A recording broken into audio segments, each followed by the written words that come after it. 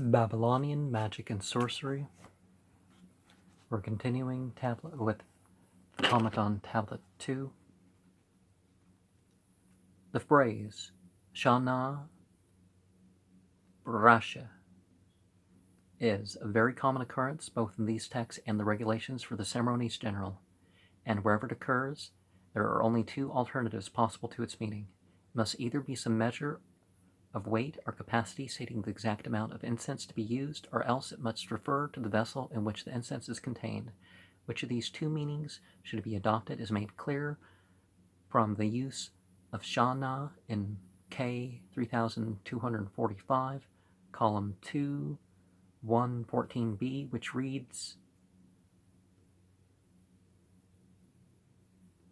I guess you have the number 7, don't you? Shana Tashakan an. And the colophon line that is characteristic of the present class of text, Lu inna shar lu inna shana it push ush, of numbers 16, 11, 18, 19, 21, 92, etc. As both these expressions of shana is used absolutely, it cannot be the name of any measure or weight. We are reduced, therefore, to the second of the two alternatives and must conclude that shana was a kind of vesicle capable of containing incense and of being set before an entity, and it may have taken the form of a small brazier or a tripod. The second injunction, kas sag tana ke ma, is also frequently to be met with in the ritual text. The two signs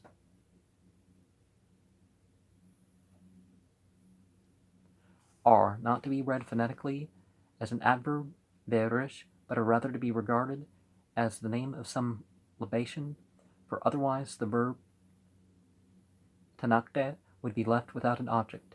The kasag may have been the name of some drink or liquid, but it appears to me to be more probable that it was the name of the drink offering itself, for in 4R 60, 67, 20a, there occurs the injunction kasag karane tanake ke, definitely stating that the kasag is to be of wine. This view is further supported that in the SM 810 of verse 1-8 there occurs the expression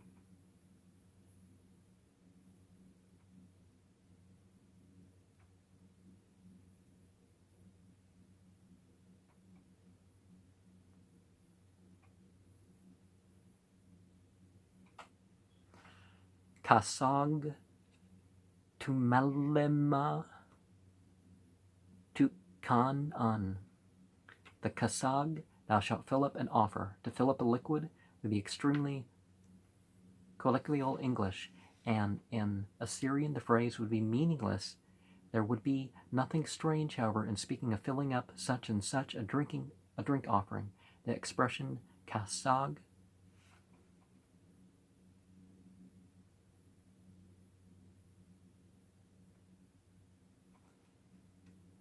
shatu, the kasag of drinking, that is drunk, which occurs in the same tablet of the verse 117 and SM 937 1-4. The Zold would seem to support this explanation. In number 8, 121, Me'ech cha tanake kema occurs in the place of the more usual kasag tanake kema. It is not possible, however, to argue from this passage alone that Me'ech cha, kasag, for we have already seen that the latter half of the saying contains the variation from the usual form. And in the text containing the directions for the ceremonies and the rites, we meet with the phrase Sha na gebilla, or Deparu, number 12, 186, K 6052, 15, 4R 55, or 62, number 2, the verse 123. If we have assigned to Deparu its usually meaning of torch, kind of like the Kanaz rune, right? It is not easy to see what meaning attaches to Shana. In fact, the phrase appears inexplicably to me unless we assume that Deparu has also the more indefinite meaning of flame or fire. It was definitely on such an assumption that Strong suggests for the expression of the meaning un and sensor. In that case, Shana Barasha and Shana Depara would be practically synonymous. And the colophon concludes with the direction tu an netu, nu, my transliteration of which as minutu tu and netu, mu nu nu, requires justification. If the phrase has always occurred in precisely the form in which we find it in the present text, it might with plausibility be argued that the sign should be read phonetically. Shit tu and net tu. Shitnu being regarded as imperative from shanu, to repeat, and shittu, a substantive of the form fi alat, or, if not continuing, fi Allah,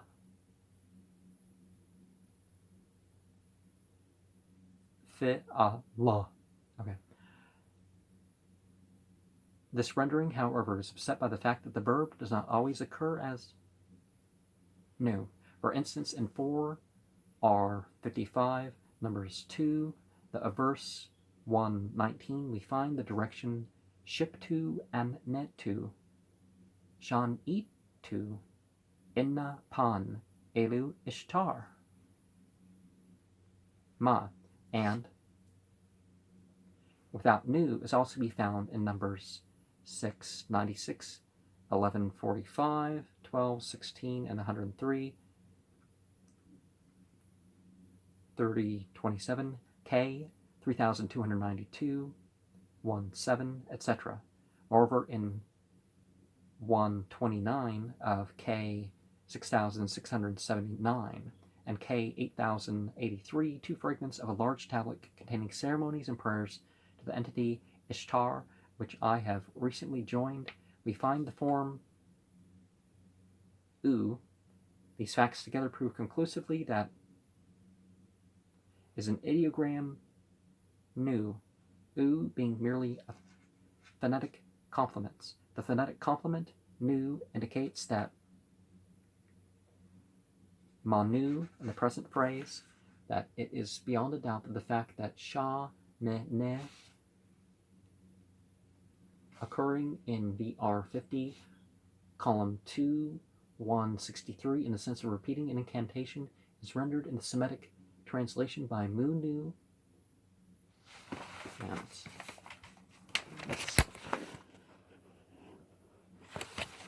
And some of the characters that have been hand signing you, but it's for my memory and stuff too. That was list, list number 5,972. But if nu are mununu, the substantive tu must be regarded as minutu, the whole phrase being equivalent to this repetition, the subject of repetition, incantation, repeat. So when we see these numbers, it's how many times you're supposed to say it. But I don't know what word. I don't remember the names of all the numbers, so it would help if they give us a list of numbers. Maybe I should return to my Assyrian book and try to figure this out. Because I forgot what my numbers, I forgot the Assyrian numbers. For discussion of Elu Ut Galu, a synonym of Elu Nin Ib, of Jedson's Cosmology, page 461, Ta she la a te, a plural of tashiltu, a decree or decision, is of the form taf la, and possibly taf Allah, from the root shal. Compare tanitu, from the root nod. The indiscriminate use of and in the phrase ika a ekute is striking for the meaning of the word. See Delichich, page 370. 51:27 through 29 recounts the ceremonies and offerings which the suppliant states has made to his entity Ninib. After the formal statement of his name in 126, he continues, I have bound for thee a cord. It is probable that this right of binding a cord before the entity belongs to the great body of sympathetic magic that plays so important a part in the Babylonian sorcery. The spell was in all probability regarded as binding only so long as the cord remained knotted, its significance being somewhat similar to that of twisting the black and white threads mentioned as a spell in the 6th Shorpu tablet, column 3, 11:28 through 31. Jensen, the offering mentioned in the second half of the line is somewhat obscure. Ku Atir is indeed translated by Sayce. Hebert Lectures, page 529, as cones, and in the footnotes he gives the following 3 reasons for his translation. K 4345, column 3, 118. The signs Atir occur in the name of the plant. Sham Atir Te Aru Teyaru is the cedar. 2 are 23, and the determinative ku denotes the husk of a seed. Now atir precedes the determinative and has in all probability an entirely different signification from atir in combination with te aru, and preceded by the determinative. And in the second place, the determinative, again, which is te'etmu, denotes not the husk of a seed, but the field produce grain. Jensen, ZK 2, page 31, and ZA 3, page 235. The ku atir is therefore probably an edible herb or cereal, and is mentioned in the present passage as being offered to Ninib along with the sweet-smelling tarinu and a drink offering of mead, and forms a very common offering both in the ceremonies that accompany some of the present class of texts and regulations for offerings general. Numbers 12, 3, 15, 20, 30, 21, 58, 26, 4, R, 23.